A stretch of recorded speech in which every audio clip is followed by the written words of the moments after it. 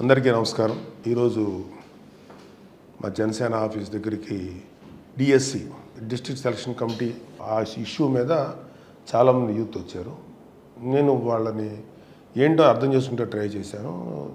నాకు అర్థమైనంత వరకు అది చాలా పెయిన్ఫుల్గా అనిపించింది. ఏంటంటే మన ఏపీ స్టేట్లో ప్రైమరీ స్కూల్ టీచర్స్ నుంచి హై స్కూల్ వరకు ప్లస్ 1 ప్లస్ 2 వరకు మనకున్నటువంటి ఖాళీలు 35,000.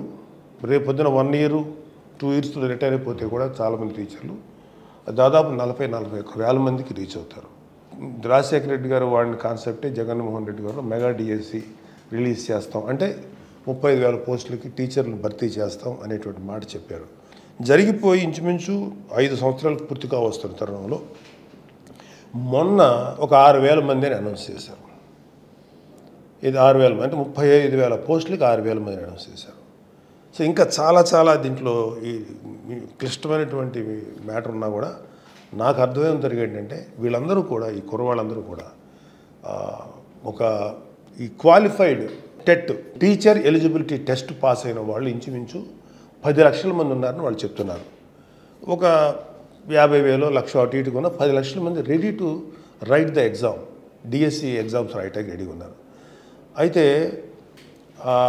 ఇంచుమించు 5 ఏళ్ళ నుంచి వెయిట్ చేస్తున్నారు. వీళ్ళందరూ పిల్లలు కూడా రాసి రెడీ అయ్యి ఇంట్లో తల్లిదండ్రులకు భారం అవుతున్నాం అనే బాధ వాళ్ళలో అట్ ద సేమ్ టైం మేము ఇంకా మాకు జాబులు రావట్లేదని కళలో ఒత్తిలేసు వీళ్ళందరూ యంగ్స్టర్స్. బాధ అనిపించింది ఏంటంటే వీళ్ళందరూ కూడా మనస్ఫూర్తిగా ఇంచుమించు వీళ్ళల్లో ఈ డిఎస్సి అనే ఆశ చూపించినందుకు జగన్మోహన్ రెడ్డి గారికి ఇంచుమించు ఒక 7-8 లక్షలు ఆ రోజుల్లో 6 లక్షల మంది ఉన్నా సరే 6 లక్షల మంది ఇంచుమించు 5 లక్షల మంది పైగా చాలా మా లైఫ్లు మారిపోతాయి, మా జీవితాలు మారిపోతాయి అనే దీంట్లో వైసీపీని గెలిపించారు వీళ్ళందరూ. ఇవాళ గెలిపించిన వాళ్ళని ఉపయోగపడక ఎవరికి ఉపయోగపడండి ప్రభుత్వం ఎందుకని నాకు అనిపిస్తుంది.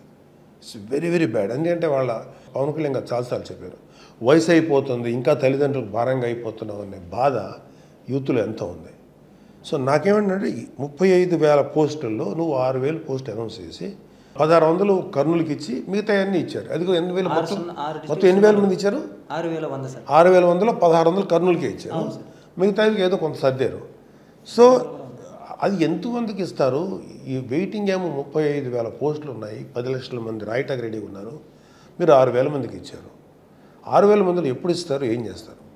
డెఫినెట్గా ఇది మేము ఎంతవరకు చేయగలుగుతాం అంతవరకు చేస్తాం. జనసేన టీడీపీ అలయన్స్లో మేము ఎంతవరకు చేయాలో మనస్ఫూర్తిగా చేస్తాం. 10 లక్షల మంది మేము చూడాలి. 10 లక్షల మంది వెనకాల ఉన్నటువంటి ఒక కుటుంబాన్ని చూస్తున్నాం. 10 లక్షల కుటుంబాలు, అందులో కనీసం 35,000 కుటుంబాలు బాగుపడతాయి. మిగతా వాళ్ళకి క్వాలిఫై కాకపోవచ్చు. ఈ కుర్రలందరూ ఏం చేస్తున్నారు? గత 5 సంవత్సరాల నుంచి వస్తుంది జాబ్ అని చెప్పి చేసి మరి బతుకు తెరువు కోసం వీళ్ళు కూలి పనులకు వెళ్ళటం, లేకపోతే ఇంకేదన్నా వరి కోతలకు వెళ్ళటం, విద్య బోధించడానికి ముందుకు వచ్చినటువంటి యంగ్ టీచర్స్ వీళ్ళు అక్కడికి రిస్ట్రిక్ట్ అయిపోతే యూత్కి ఎవరు జ్ఞానం బోధిస్తారు, ఎవరు చదువు చెప్తారు? సో ఇదంతా మాకు చాలా డిస్టర్బ్గా అనిపించింది. బయటకు వచ్చేటప్పటికి పాపం వాళ్ళందరినీ చూసి నాకు బాధ అనిపించింది. డెఫినెట్గా బాబు మీ యొక్క అప్పీల్ని కానీ దేన్నైనా సరే నేను ప్రెసిడెంట్ గారి దగ్గర తీసుకెళ్తాను, అలయన్స్ ప్రభుత్వం దగ్గర తీసుకెళ్తాను. డెఫినెట్గా రాబోయే జనసేన అలయన్స్ ప్రభుత్వంలో మా వరకు మీకు ఎంతవరకు న్యాయం చేయగలం అంతవరకు న్యాయం చేస్తాం. మేమేంటంటే మీ ఎవరైతే 10 లక్షల మంది ఉన్నారో క్వాలిఫై అయిన వాళ్ళు మేము మిమ్మల్ని ఓటర్గా చూడటం లేదు, మనుషులుగా చూస్తున్నాం. So you try to understand what is our perception towards people. మనుషులుగా మేము ఎంత గౌరవిస్తుందో తెలుసుకోండి. సో మీరేం చేస్తారు అదనేది మీ వ్యక్తిగత ఇష్టం. బట్ జనసేన టీడీపీ అలయన్స్ ప్రభుత్వం వచ్చిన తర్వాత మాత్రం డెఫినెట్గా దీన్ని అడ్రస్ చేయాలని చెప్పి నేను గట్టిగా నేను పోరాడుతాను. అయితే మీ తరఫున నేను పవన్ కళ్యాణ్ గారు చాలా పెద్ద మనసు ఉన్న వ్యక్తి, ఆయన మిమ్మల్ని అర్థం చేసుకొని మీకు కోఆపరేట్ చేస్తారు. ఓకేనా? థ్యాంక్ యూ బాబు. మీ పేర్లు ఏంటండి? చంద్రశేఖర్, శివకుమార్, భార్గవ్ సాయి, రమేష్. వీళ్ళు 4 లోపలికి వచ్చారు.